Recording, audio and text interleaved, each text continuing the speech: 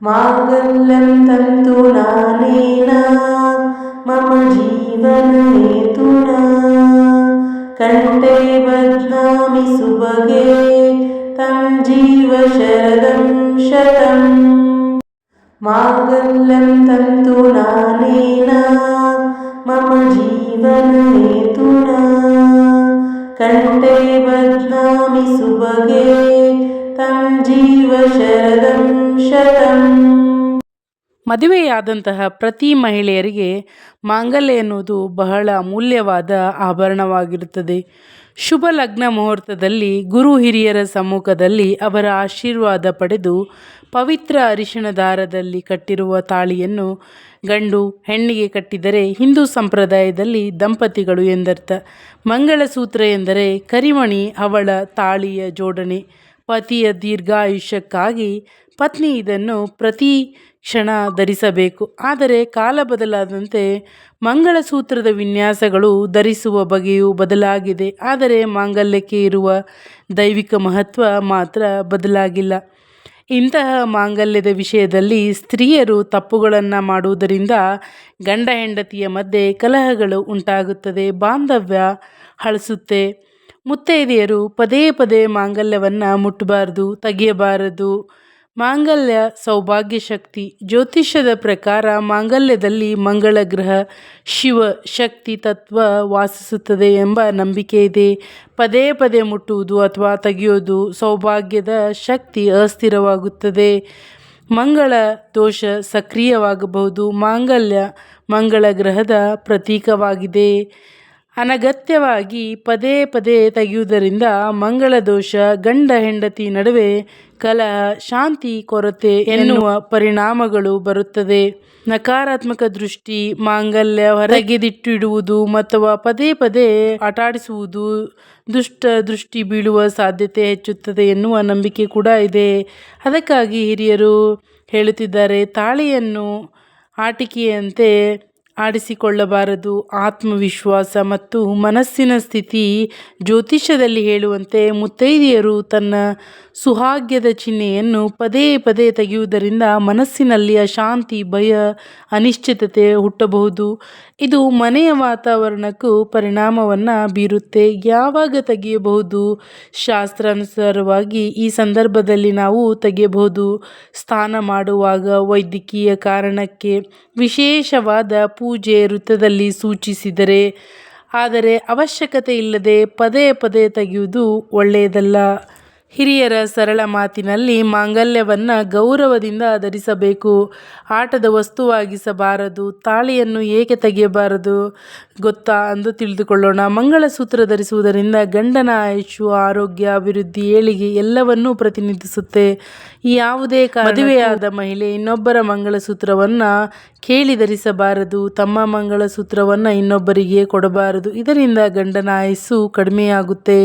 ಮಂಗಳಸೂತ್ರವನ್ನು ಹೊರಗಡೆ ಕಾಣುವಂತೆ ಧರಿಸಬಾರದು. ಬೆಳಗ್ಗೆ ಎದ್ದ ತಕ್ಷಣ ತಾಳಿಸ್ತರ ಬೆನ್ನಿಗೆ ಇದ್ದರೂ ಸರಿಪಡಿಸದೇ ಇರುವ ಹೆಂಗಸರು ಮನೆಗೆ ದರಿದ್ರ ತರುತ್ತಾರೆ. ಹೆಣ್ಣು ಮಕ್ಕಳು ಯಾವಾಗ ಬೇಕೋ ಆವಾಗ ಕತ್ತಿನಿಂದ ತಾಳಿಯನ್ನು ಬಿಚ್ಚಿಡುವ ತಪ್ಪನ್ನು ಮಾಡಬಾರದು. ಶುಕ್ರವಾರ ಮತ್ತು ಮಂಗಳವಾರ ತುಂಬ ವಿಶೇಷವಾದ ದಿನಗಳು. ಈ ದಿನಗಳಲ್ಲಿ ಮುತ್ತೈದೆಯರು ಮಾಂಗಲ್ಯವನ್ನು ಬಿಚ್ಚಿಡುವ ತಪ್ಪನ್ನು ಮಾಡಬಾರದು. ಸ್ನಾನ ಮಾಡುವಾಗ ತಾಳಿಸ್ತರ ಬಿಚ್ಚಿಟ್ಟು ಸ್ನಾನ ಮಾಡುವ ಹೆಂಗಸರು ಎಚ್ಚರ. ಹೊತ್ತು ಗೊತ್ತಿಲ್ಲದೆ ತಾಳಿಸರ ತೆಗೆಯಬೇಡಿ. ಮಂಗಳಸೂತ್ರದಲ್ಲಿರುವ ಕರಿಮಣಿ ಯಾವುದೇ ಕಾರಣಕ್ಕೂ ತೆಗೆಯಬಾರದು. ಈ ಕರಿಮಣಿಯು ದುಷ್ಟಶಕ್ತಿಯಿಂದ ಮಹಿಳೆಯನ್ನು, ಗಂಡನನ್ನು, ಕುಟುಂಬವನ್ನು ಕಾಪಾಡುತ್ತೆ. ಮಂಗಳಸೂತ್ರದ ಮತ್ತೊಂದು ಮಹತ್ವ ಎಂದರೆ ಎದೆಯ ಭಾಗದ ಉಷ್ಣತೆ ಹೀರಿಕೊಳ್ಳುತ್ತೆ.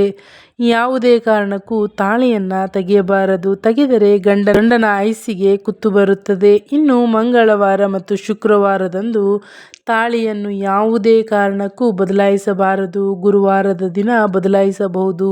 ಒಂದು ವೇಳೆ ಮಂಗಳಸೂತ್ರ ಬದಲಾಯಿಸಬೇಕೆಂದರೆ ಮೊದಲಿಗೆ ಅರಿಶಿಣ ದಾರದ ಜೊತೆ ತಾಳಿಯನ್ನು ಏರಿಸಿ ಕುತ್ತಿಗೆಗೆ ಹಾಕಿಕೊಂಡು ನಂತರ ಬದಲಾಯಿಸಿಕೊಳ್ಳಬೇಕು. ಹೀಗೆ ತುಂಬಾ ಮಹತ್ವವಿದೆ. ಎಷ್ಟೋ ಜನ ಹೆಣ್ಮಕ್ಳು ಹಾಗೂ ಮಹಿಳೆಯರಿಗೆ ಬಟ್ಟೆ ಪಿನ್ನು ಅಥವಾ ತಮ್ಮ ಜೊತೆ ಇಟ್ಟುಕೊಳ್ಳುವ ಅಭ್ಯಾಸ ಇರುತ್ತದೆ. ಅಂದರೆ ಕತ್ತಿನಲ್ಲಿ ಹಾಕಿಕೊಳ್ಳುವ ಸರಕ್ಕೆ ಅಥವಾ ಮಾಂಗಲ್ಯಕ್ಕೆ ಬಟ್ಟೆ ಪಿನ್ನನ್ನು ಹಾಕ್ತಾರೆ. ಬಟ್ಟೆ ಪಿನ್ನು ಕಬ್ಬಿಣದ ವಸ್ತು. ಕಬ್ಬಿಣದ ವಸ್ತುವಿನ ಮೇಲೆ ಶನಿದೇವರ ಪ್ರಭಾವ ಬೀರುತ್ತದೆ. ಅಂದರೆ ಶನಿದೇವರಿಗೆ ಕೋಪ ತರಿಸುವ ವಸ್ತು ಎಂದರೆ ಅದು ಕಬ್ಬಿಣ. ಆದ್ದರಿಂದ ಯಾವುದೇ ಕಾರಣಕ್ಕೂ ಬಟ್ಟೆ ಪಿನ್ಗಳನ್ನು ತಾಳಿ ಸರದಲ್ಲಿ ಧರಿಸಬೇಡಿ.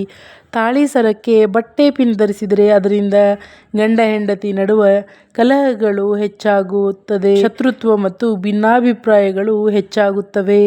ಮಾಂಗಲ್ಯಕ್ಕೆ ವಿಶೇಷವಾದ ಶಕ್ತಿ ಇದೆ. ಅದನ್ನು ಶಿವಶಕ್ತಿ ಸ್ವರೂಪ ಎಂದು ಹೇಳಲಾಗುತ್ತದೆ. ಗಂಡನಿಗೆ ಆಯುಸ್ಸು ಕಡಿಮೆಯಾಗಬಾರದೆಂದರೆ ಮಾಂಗಲ್ಯದಲ್ಲಿ ಕಬ್ಬಿಣದ ವಸ್ತುಗಳನ್ನು ಹಾಕಿಕೊಳ್ಳಬಾರದು. ಮದುವೆಯಾದ ಗಂಡಸರು ಕೂಡ ಮಾಂಗಲ್ಯಕ್ಕೆ ವಿಶೇಷವಾದ ಗೌರವವನ್ನು ನೀಡಬೇಕು. ಅತ್ಯಂತ ಉದ್ದವಾದ ಮಾಂಗಲ್ಯದ ಸರವನ್ನು ಹಾಕಿಕೊಳ್ಳಬಾರದು. ಮಾಂಗಲ್ಯದ ಸರವು ನಮ್ಮ ಹಣೆಗೆ ತಾಗುವಷ್ಟು ಉದ್ದ ಇರಬೇಕು ಅಷ್ಟೇ. ತಾಳಿಯ ಮುಂಭಾಗಕ್ಕೆ ಅರಿಶಿಣ ಕುಂಕುಮವನ್ನು ಹಚ್ಚಿ ಸುಮ್ಮನಾಗಿ ಬಿಡುತ್ತೀರಿ. ಆದರೆ ತಾಳಿಯ ಹಿಂಭಾಗಕ್ಕೂ ಕೂಡ ಅರಿಶಿಣ ಕುಂಕುಮ ಹಚ್ಚಬೇಕು.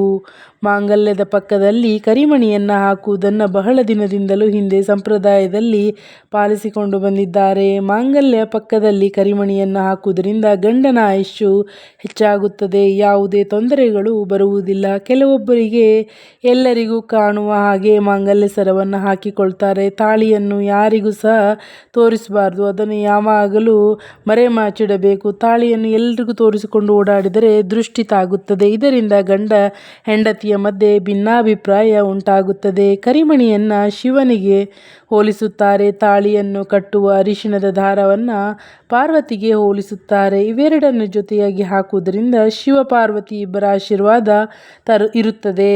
ಜೊತೆಗೆ ಅವರ ವೈವಾಹಿಕ ಜೀವನವು ಶಿವಪಾರ್ವತಿಯಂತೆ ಇರಲಿ ಎಂಬ ಉದ್ದೇಶವಾಗಿದೆ. ಮಾಂಗಲ್ಯದಲ್ಲಿ ಕರಿಮಣಿ ಹಾಕಬೇಕೆನ್ನುತ್ತಾರೆ. ಕಪ್ಪು ಕರಿಮಣಿಗಳು ಶನಿ ಗ್ರಹದ ಸಂಕೇತವಾಗಿದೆ. ತಾಳಿಯಲ್ಲಿರುವ ಚಿನ್ನ ಗುರು ತತ್ವವನ್ನು ಹೊಂದಿದೆ. ಶನಿ ಮತ್ತು ಗುರುವಿನ ಪರಸ್ಪರ ಕ್ರಿಯೆಯು ಸಂತೋಷ, ದಾಂಪತ್ಯ ಜೀವನವನ್ನು ಸೂಚಿಸುತ್ತದೆ. ಕೆಲವರು ತಾಳಿಯ ಪಕ್ಕದಲ್ಲಿ ಕರಿಮಣಿಯನ್ನು ಹಾಕಿಕೊಂಡರೆ ಕಷ್ಟಗಳು ಹೆಚ್ಚಾಗುತ್ತವೆ ಎಂದು ಹೇಳುತ್ತಾರೆ. ಆದರೆ ಸತ್ಯವೆಂದರೆ ತಾಳಿಯ ಪಕ್ಕದಲ್ಲಿ ಕರಿಮಣಿಯನ್ನು ಹಾಕಿಕೊಳ್ಳಲೇಬೇಕು. ಮಂಗಳಸೂತ್ರವನ್ನು ಧರಿಸುವುದರಿಂದ ರೋಗ ನಿರೋಧಕ ಶಕ್ತಿ ಹೆಚ್ಚಾಗುತ್ತದೆ. ದೇಹದಲ್ಲಿ ರಕ್ತದ ಹರಿವನ್ನು ನಿಯಂತ್ರಿಸುತ್ತದೆ. ರಕ್ತದೊತ್ತಡವನ್ನು ನಿಯಂತ್ರಿಸುತ್ತದೆ. ಮಹಿಳೆಯರ ದೇಹದ ಎದೆಯ ಭಾಗದಲ್ಲಿರುವ ಉಷ್ಣತೆಯನ್ನು ಕೂಡ ಹೀರಿಕೊಳ್ಳುತ್ತದೆ. ಸ್ನೇಹಿತರೆ, ಈ ಮಾಹಿತಿ ನಿಮಗೆ ಇಷ್ಟವಾಗಿದ್ದರೆ ಪ್ಲೀಸ್ ಲೈಕ್, ಶೇರ್ ಮಾಡಿ. ಚಾನಲನ್ನು ಸಬ್ಸ್ಕ್ರೈಬ್ ಮಾಡೋದನ್ನು ಮರೆಯಬೇಡಿ. ಮಾಂಗಲ್ಯ ಸರ ಸೌಭಾಗ್ಯದ ಸಂಕೇತ.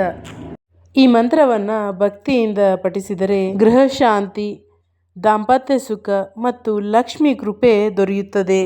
ಶಾಂತಿ ಮತ್ತು ಭಕ್ತಿಭಾವದಿಂದ 3 ಅಥವಾ 5 ಬಾರಿ ನೀವು ಇದನ್ನು ಪಠಿಸಬಹುದು. ಮಾಂಗಲ್ಯಂ ತಂತುನಾನೇನ ಮಮ ಜೀವನ ಹೇತುನಾ ಕಂಠೆ ಬಧ್ನಾಮಿ ಸುಭಗೆ ತ್ವಂ ಜೀವ ಶರದಂ ಶತಂ. ಮಾಂಗಲ್ಯಂ ತಂತುನಾನೇನ ಮಮ ಜೀವನ ಹೇತುನಾ ಕಂಠೆ ಬಧ್ನಾಮಿ ಸುಭಗೆ ತ್ವಂ ಜೀವ ಶರದಂ ಶತಂ. ಮಾಂಗಲ್ಯಂ ತಂತುನಾನೇನ ಮಮ ಜೀವನ ಹೇತುನಾ ಕಂಠೆ ಬಧ್ನಾಮಿ ಸುಭಗೆ